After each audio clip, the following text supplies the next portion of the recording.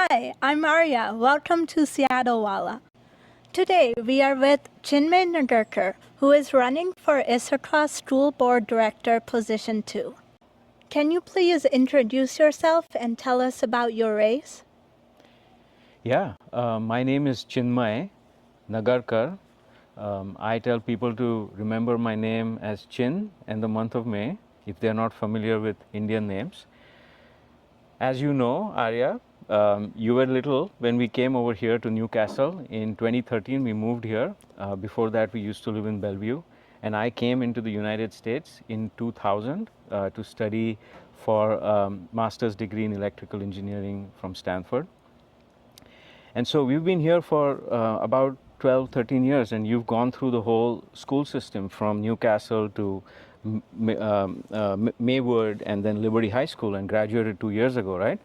And so we've seen the system, and it was so amazing for you. You had special needs. You couldn't walk until the age of 7, and the school district did a great job making sure you were supported with your IEP and all that. So yeah, I think the school district has done a lot for us. And I think that at this point, we need to give back to the district. We have a situation right now where scores are falling, test scores are falling.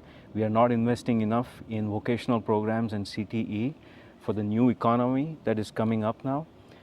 We have problems with equity and diversity where we talk about it, but in reality, the situation is very different and nobody's paying attention to the actual data on the ground. So all of these problems have to be resolved. I've spoken to more than 2,000 people now as I've knocked on doors. At least 2,000 doors have been knocked, and I've spoken to hundreds of people. And I think that there is certainly a desire to make some changes, and I now have a pretty good idea about where to start. So I hope that people go and vote on August 5th in the primary, and ballots are in your home probably, or they're in your mailbox. Make sure you pick them up and vote. That would be my message to all of the listeners. So, what's your election platform? What are you running on? So I think number one, if you want to learn, you must have peace of mind, right? Right. And one problem we have right now is the lack of safety. Physical safety and psychological safety, both for students and for teachers. I've met teachers who are scared to go into the classroom. I've met students who've been bullied out of the classroom and have left school. There's issues with discipline, there's issues with behavior, and all of those issues need to be addressed, yes, but we have bigger problems. We spend $20,000 per student per year in this district, and our spending has doubled in the last 4 or 5 years. We have a $400 million budget, and yet our test scores are falling in 10th grade, in middle school, wherever you look. We have falling enrollment. Parents are walking away. 1 out of 3 kids in Bellevue now is homeschooled or private schooled. And in Issaquah, as I've knocked on doors, I've found similar numbers. In terms of how taxpayers think of us, 2 out of 2 bond initiatives have failed in the last 2 years. 7 out of 10 voters who live in this district do not have kids of school-going age, and they have lost a little bit of their trust in us.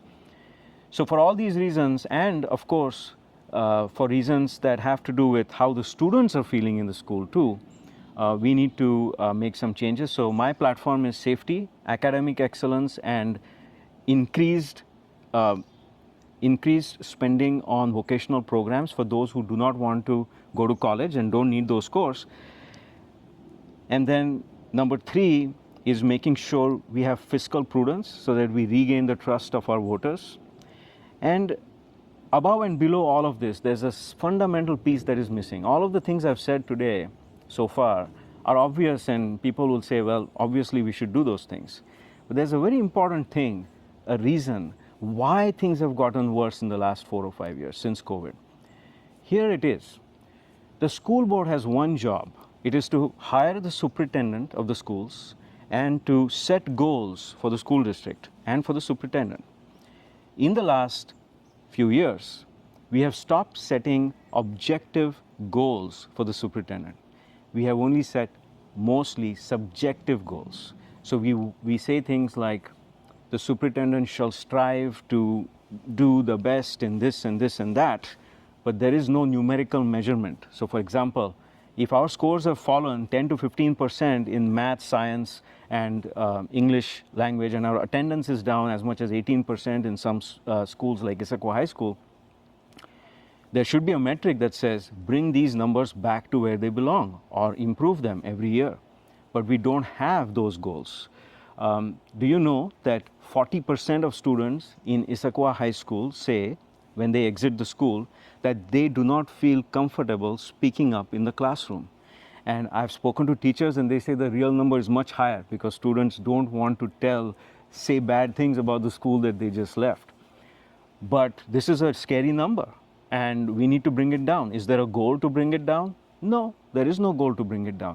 So this is the fundamental underlying problem, which is we do not have goal-oriented, data-driven measurements and metrics that we can set for the superintendent to follow so that they have a North Star, a compass that they can use to check if what they're doing and what activities they're performing, what training they're doing, what DEI work they're doing is going in the right direction. Do you know, for example, that we have 2% of our students are identify as black, but 14% of students who get suspended are black. That's a 7x multiplier. That means that black students are likely to be suspended 7 times the average. Let's look at special needs kids. You were special needs. Yes. Do you know that a special needs child is twice as likely to get suspended as than the average? Okay, well, you might be able to explain some of this, but think about this. The fact is that if you're a special needs child and you get suspended, you are more likely to get an out-of-school suspension when you need care from the school the most. So the challenge is that all of these numbers, all of these facts, all of this data is on the ISD website, but no one is paying attention to that data. No one is saying, let us fix this. And here are the metrics that we will set for the superintendent every year to get these numbers going in the right direction. That is what I think we need to do, and that is what I will do. Thank you. Thank you. I also do think that a data-driven approach is very important because research backs most things and it holds people accountable. So, I'm wondering how you thought about school because you graduated 3 years ago. How did you feel about school? What do you think can be improved in the school system? When I was in school, I was actually mostly oblivious to other things that were going on during school. I had my own little friend circle, and I basically went in that friend circle and didn't pay attention to other things. I think in college I am speaking out more, and there have been teachers who have shut my questions down when I ask them in class. So I think that's an important thing that needs to be fixed. I see. So what you're saying is that some of this Issaquah High School stats that I shared with you about 40% of students feeling uncomfortable speaking up in the classroom, that is something that is now extended to your college and your experience. Yes. And that is interesting, and I think that if students are more outspoken or they are able to speak and speak freely and are used to speaking freely, what you experience in college would be different in the future because more students would speak up and the professors would not be able to shut everybody down. So I think encouraging students to speak up in the classroom is the beginning of letting them be creative, letting them be free to express themselves, and through that expression, learning from others too, because when you express, you experience each other, right? You talk to me, I talk to you, we have a conversation, and then we learn from that. And that process needs to be encouraged in the schools themselves. That will lead to more critical thinking, that will lead to more detailed, deeper arguments as opposed to superficial, preconceived prejudices you leave school with. And then in college you would be able to, you will find a better environment. Yes. But I know you ask a lot of questions, and we usually talk about that. So thank you for doing that. Yes, I try to speak up and ask questions. Yeah, that's excellent. Very proud of that. So, you're in the South Asian community. What issues do you think are relevant to this community, and how will you address them? So the South Asian community, as an entity, is a very vast community, right? But as I've knocked on doors, and obviously we've talked to our friends and acquaintances who are from that community, I think that first and foremost, I think the community in general wants to make sure that their kids do well. Many of them want to go to college. CTE is not as popular among the South Asian community. They want to become engineers, doctors, lawyers, professionals of some kind that have gone through the college system. And so test scores are very important to them, and getting into a good college is very important to them. And I think there is going to be a continued need for highly skilled professionals, even in the AI age. And so college degrees will change in their value and what they mean and what they teach, but they will continue to be important. And I think the Indian or South Asian community in general want to make sure that their kids are ready for that college experience, and that they don't need remedial classes, for example, in college after they go in there. And right now, Washington is one of the lowest states, has the worst record for college readiness. And kids need college prep more than almost any other state, in fact.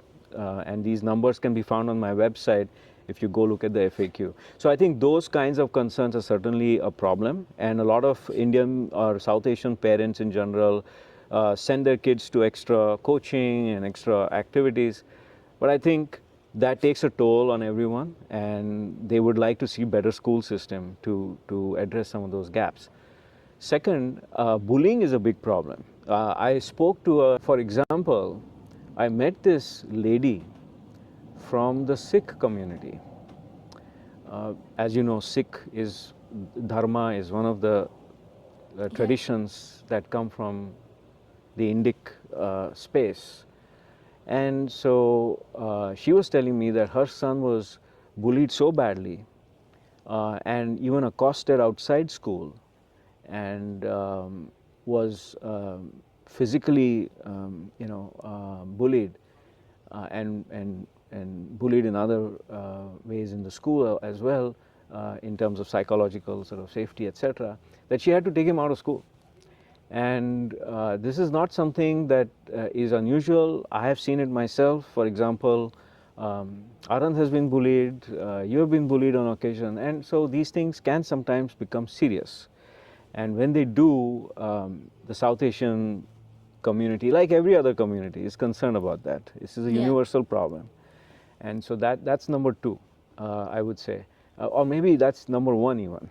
When you get affected by it, that becomes the most important thing, even above academic excellence.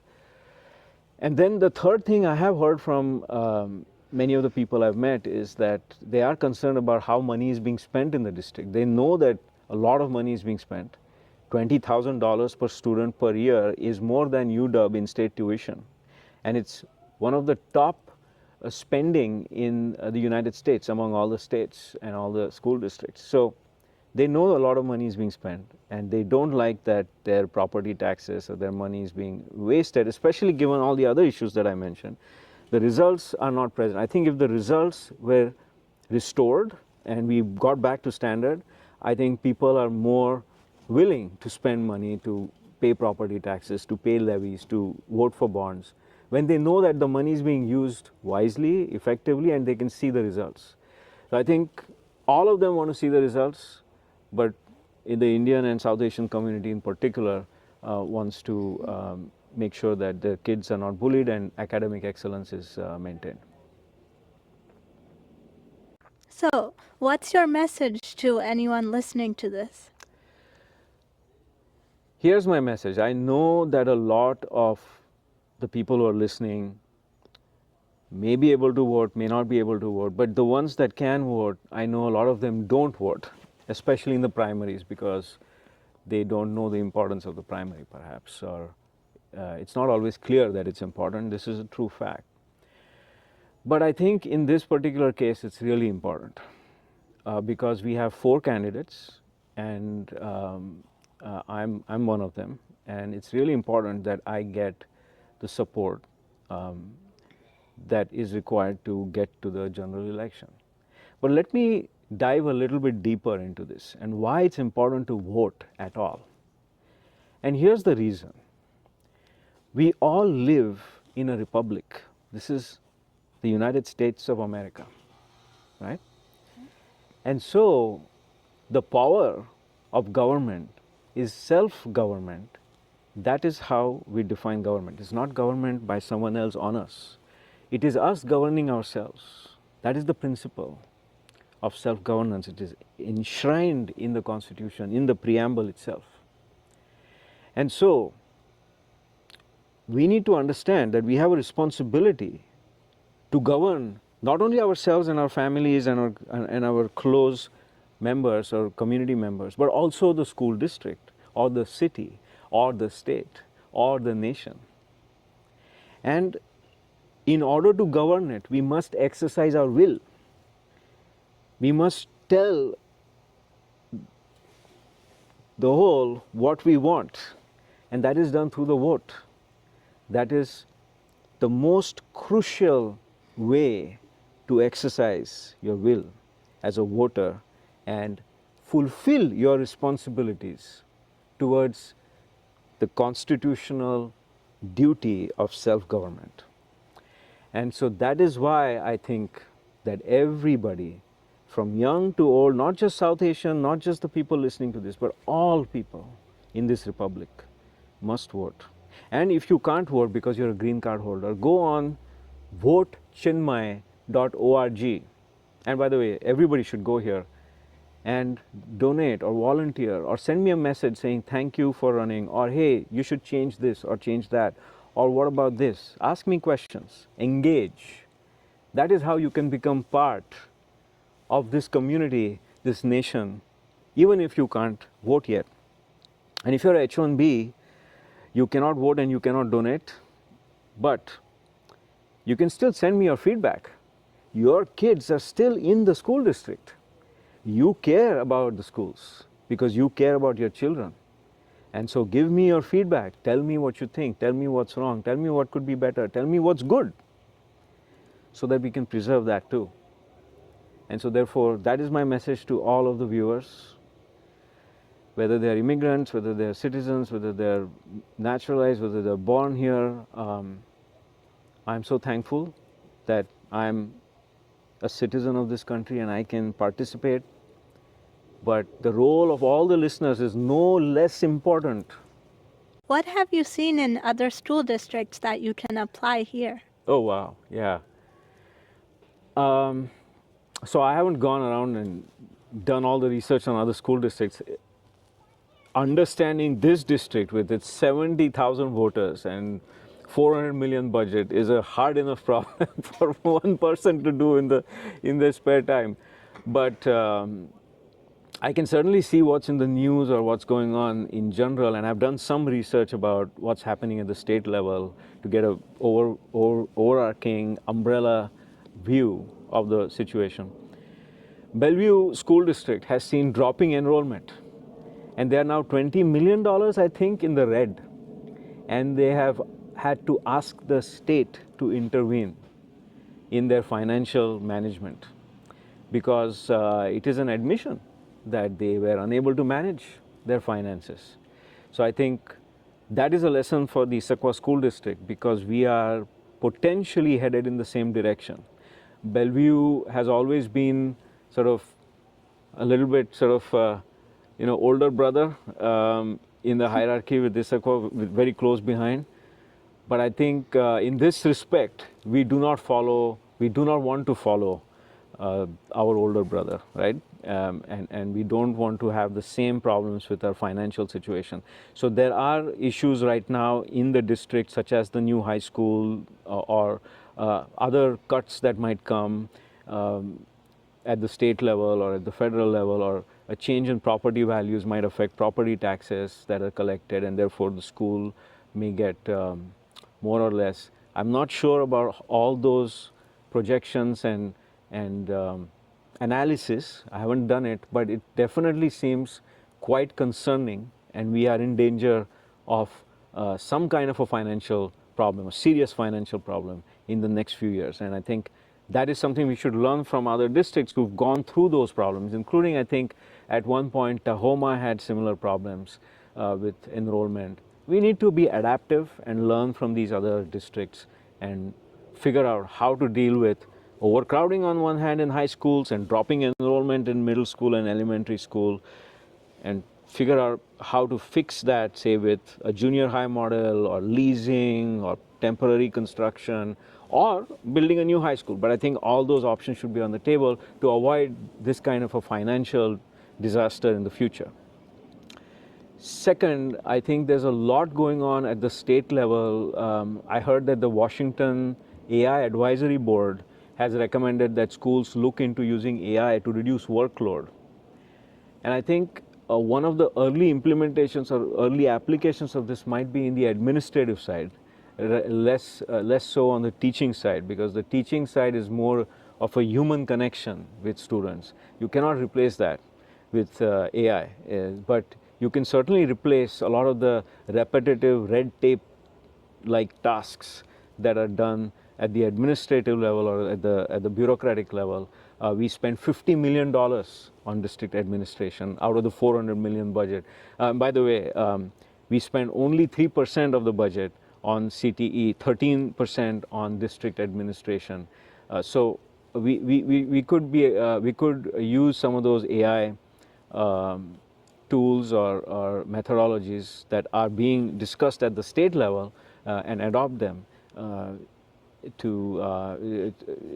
with responsible AI practices and so on to try to improve our financial situation and in general a smoother functioning of the district. But I think the biggest challenges are going to be specific to this district. We have to look at this district as itself and not look at other examples and try to implement them blindly.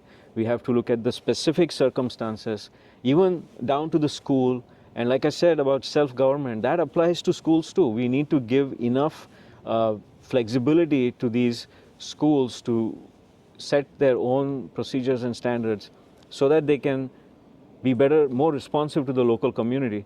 And then down to the classroom, we need to give teachers more liberty, more freedom to innovate.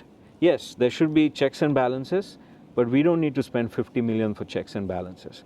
So I think this idea of bringing down that freedom and liberty all the way down to the teachers and all the way through the system is something we can learn from our Constitution and you know how our government is structured in general. Thank you for joining us today. It was a pleasure to have you and speak to you, and we definitely learned a lot about the Issaquah School District. Yeah, thank you for doing this, Arya. I know this is the first time for you and for me to do an interview. So I would just say to the listeners, go to vote, VOTE, Chinmay, CHINMAY.org. You can look at the website, what I have over there, the numbers, the data, my message. And of course, if you have any feedback, email me. The email is on the website. And you can also send me a text message on the phone number that's listed there or call me. And I will do my best to get back to you as quickly as possible. I just want to say thank you, Arya, again, and thank you to Seattle Wala for giving me this opportunity. Thank you for joining us. It was a pleasure speaking with you, and we definitely learned a lot about the Issaquah School District. I personally think some of your points were very interesting and relevant to the school system today. Thanks, Arya. I know it's first time for you and for me, so good job. And for the listeners, I want to say go to vote Chinmay, VOTECHINMAY.org, and you can see my message there. There's an email address, there's a phone number. Contact me if you have any questions. And I want to thank Seattle Wala for giving me this opportunity and giving Arya this opportunity as well. So best of luck and make sure you vote. Thank you.